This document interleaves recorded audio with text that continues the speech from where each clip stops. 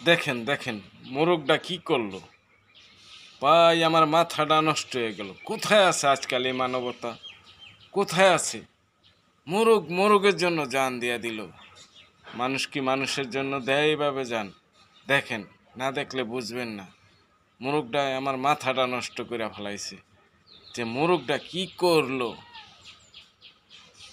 একটা মোরগের জন্য মোরগটা জান দিয়ে দিল। কয় না, যার লেগা যার পরাণ কান্দে।